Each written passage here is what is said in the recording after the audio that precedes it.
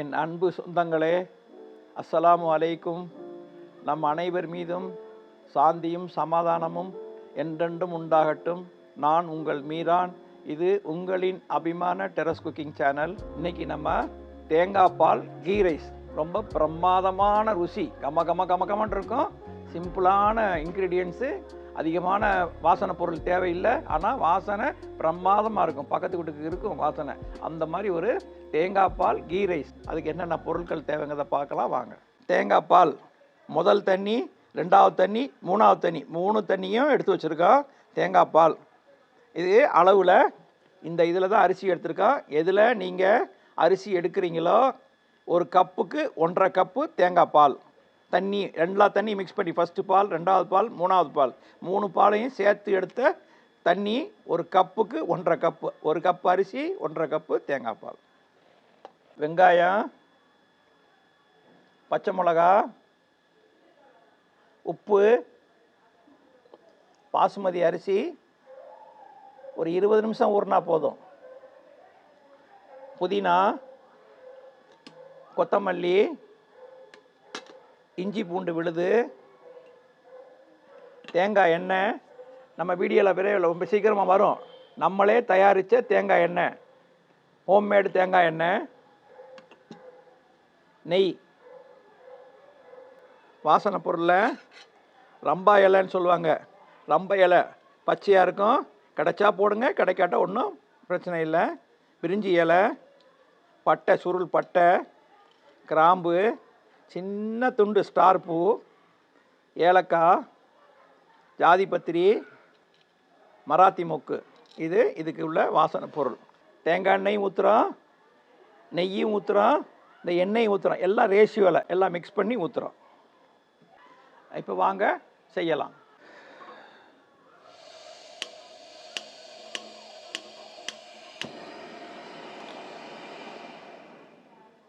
ஒரு கிலோ தேங்காய் பால் key rice செய்ய போகிறோம். அதுக்கு நல்ல அதுக்கு பாத்திரம், அளவான பாத்திரம் வச்சுங்க. இது நம்மள்கிட்ட இருக்குது, நான்ஸ்டிக் பாத்திரம், அதனால் நான் வச்சேன். நீங்கள் எந்த அளவு சட்டி நீங்கள் வச்சுக்கலாம். பாத்திரம் காஞ்சிருச்சு பாருங்கள். நான் அளவு வச்சுக்கிறேன். இந்த பாட்டிலில் இந்த கணக்கு வச்சுக்கிறேன். மொத்தத்தில் 200. எண்ணெய், நெய் 50, தேங்காய் எண்ணெய் 50.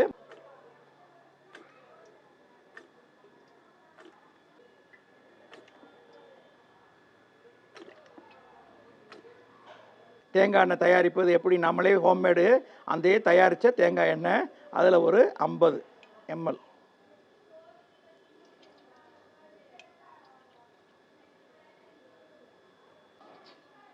நெய்யில் ஒரு 25 ml இப்போ ஊற்றுவோம். 25 ml லாஸ்ட்டாக மேலே ஊற்றிக்கிடுவோம். 200 ml, 100 சமையல் ஆயில், 50 தேங்காய் எண்ணெய். ஒரு கிலோ ரைஸுக்கு சொல்கிறேன். இது 50 கிராம் நெய். அது இப்போ 25 ஊற்றிட்டோம். பாக்கி மேலே ஊற்றும் போது ஒரு 25 ஊற்றிக்கிடுவோம். எண்ணெய் காஞ்சிருச்சு. 2 பிரிஞ்சி இலை பிச்சு போடுறேன். ஒரு 4-5 ஏலக்காய், ஒரு சின்ன துண்டு ஜாதிபத்திரி, ஒரு சின்ன பிஞ்சு, ரொம்ப போடக்கூடாது, இது ரொம்ப அப்படியே எஃபெக்ட் அப்படியே தெரியும். அதனால் சின்ன துண்டு ஜாதிபத்திரி, ஒரு 4 கிராம்பு, ஒரு சின்ன துண்டு அன்னாசிப்பூ, சுருள் பட்டை சின்ன துண்டு, 3 துண்டு போடுறேன். இந்த ரம்பா இலைன்னு சொல்லுவாங்கள்ல, இந்த ரம்பா இலை, பிரியாணி இலைன்னு சொல்லுவாங்க. பிரியாணி இலை அல்லது ரம்பா இலைன்னு சொல்லுவாங்க. அந்த இலையில் ஒரு 3 இலை நறுக்கி போட்டிருக்கேன்.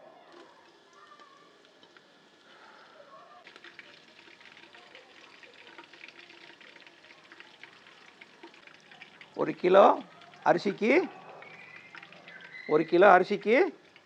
150 கிராம் வெங்காயம், பொடிசாக நறுக்குன 150 கிராம் வெங்காயம். பிரியாணிக்கு 300 கிராம், 350 கிராம் அந்த மாதிரி போடுவோம். இதுக்கு வெறும் 150 கிராம். அப்படியே வெங்காயம் கோல்டன் ப்ரௌன்லாம் ஆக வேண்டியதில்லை. கிளாஸ் பெரண்ட்டுன்னு சொல்லுவாங்கள்ல, கண்ணாடி பதம் வந்தால் போதும். இது நம்ம தேங்காய் பால் கீ ரைஸுக்கு கண்ணாடி பதம் வந்தால் போதும்.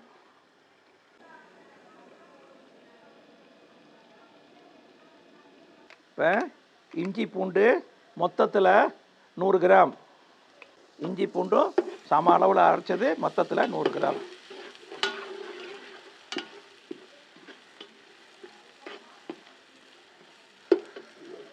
ஒரு கிலோவுக்கு 6 பச்சை மிளகா சும்மா அப்படி குறுக்கு வாட்டமாக அப்படி உடச்சி போடுறேன். அப்படியே உடச்சி 6 பச்சை மிளகா.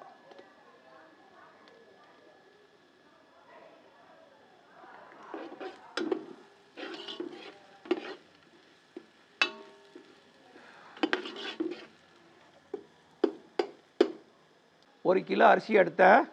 1 கிலோ பாஸ்மதி அரிசி இந்த டப்பாவில் 1.25 டப்பா இருக்குது. அதனால் 1க்கு 1.5 நீங்கள் எந்த இதில் எடுக்கிறீங்களோ 1 கிளாஸ் அரிசிக்கு 1.5 கிளாஸ் தண்ணி அந்த கணக்கு பிரகாரம் ஊற்றிங்க. இப்போ நான் எடுத்த கணக்கு பிரகாரம் நான் ஊற்றுறேன். 1 கப்பு, இது ஒரு 3/4 கப்பு, அதே மாதிரி 1.5 பாதி 3/4 கப்பு ஒன்று. அதான் சரியாக போச்சு. இந்த சாப்பாடுக்கு தேவையான உப்பு, கல் உப்பு அவங்கவுங்க டேஸ்ட்டுக்கு பார்த்து போட்டுக்கங்க. நான் இப்போ போடுறேன், அப்புறமா அரிசி போட்டோன்னே என்னென்னு பார்த்து நான் போட்டுக்குவேன்.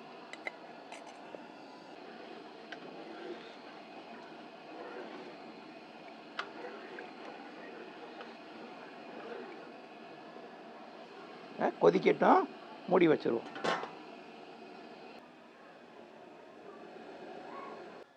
இப்போ தண்ணி நல்லா மலமலன்னு கொதிக்குது. இப்போ இந்த ஒரு 20 நிமிஷம் ஊற வச்ச பாஸ்மதி அரிசி அதில் போட்டுரும். 1 கிலோ.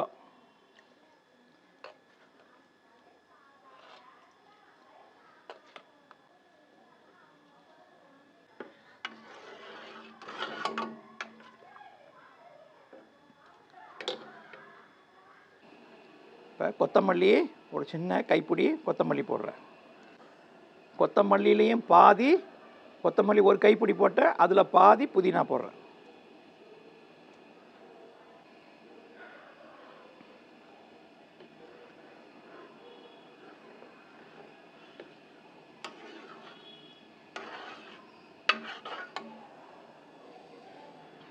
நல்லா கொதிக்கட்டும், ஒரு 5 நிமிஷம் மூடி வச்சிடலாம்.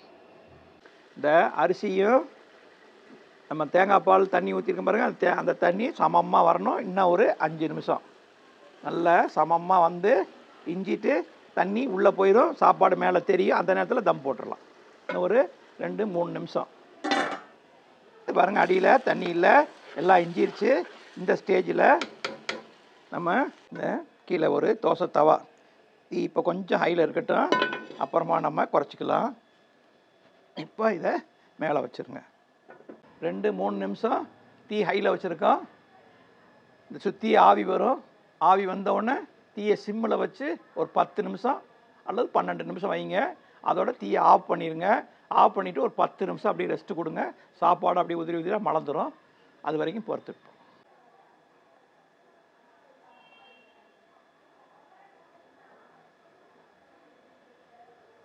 A few moments later. 2-3 நிமிஷம் ஃப்ளேம் ஹையில் வச்சுருந்தோம். 15 நிமிஷம் தீயை ரொம்ப சிம்மில் வச்சுருந்தோம். இப்போ 10 நிமிஷம் ரெஸ்ட்டு கொடுக்குறோம். ரெஸ்ட்டு கொடுத்ததுக்கப்புறம் ஓப்பன் பண்ணலாம். தீயை ஆஃப் பண்ணுறேன். 15 நிமிஷம் ஆயிடுச்சு, தீயை ஆஃப் பண்ணுறேன். இப்போ 10 நிமிஷம் ரெஸ்ட்டு கொடுத்ததுக்கப்புறம் ஓப்பன் பண்ணலாம். 10 நிமிஷம் ரெஸ்ட் டைம் கொடுத்தோம். ரெஸ்ட்டுக்கு அப்புறம் ஓப்பன் பண்ணுறோம். பாருங்கள்,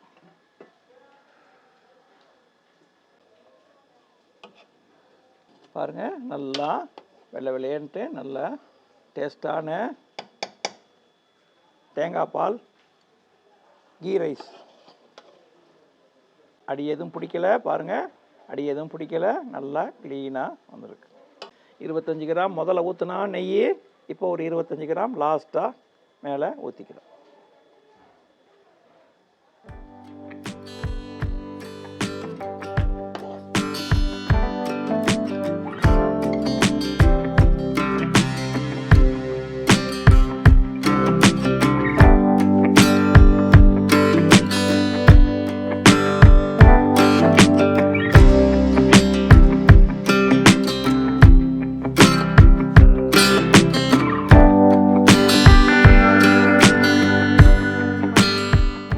அருமையான தேங்காய் பால் கீ ரைஸ், அதாவது தேங்காய் பால் நெய் சோறு இதுக்கு சைட் டிஷ்ஷே தேவையில்லை, வெறுமனே சாப்பாடு சாப்பிட்லாம். காலையில் குழந்தைங்களுக்கு ரொம்ப ஈஸியாக ஒரு 20 நிமிஷம் 25 நிமிஷத்தில் சாப்பாடு முடிஞ்சிடும். ஒரு 20 நிமிஷம் தம்மு போடுறோம், இதுதான் வேலை. சாப்பாடு செய்கிறதுக்கு 20 நிமிஷம் போதும், தம்மு போட 20 நிமிஷம் தேவை. நீங்கள் காலையில் பசங்களுக்கு கூட செஞ்சு கொடுத்து அனுப்பலாம். ஞாயிற்றுக்கிழமை சண்டேல எல்லோரும் இருக்காங்க வீட்டோடனா ஒரு கறி குருமா மாதிரி வச்சு, இல்லை கறி கிரேவி மாதிரி வச்சு, பிரட்டல் மாதிரி வச்சு கூட சாப்பிட்லாம். பிரமாதமாக இருக்கும்.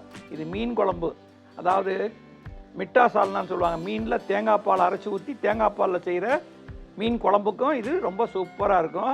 இந்த வீடியோ பிடிச்சிருந்தா லைக் பண்ணுங்கள், உங்கள் சொந்த பந்தங்களுக்கு ஷேர் பண்ணுங்கள், உங்கள் கருத்துக்களை கமெண்ட் பாக்ஸில் தெரிவிங்க. எங்களை ஆதரிக்க வண்ணம் சப்ஸ்கிரைப் பண்ணுங்கள்.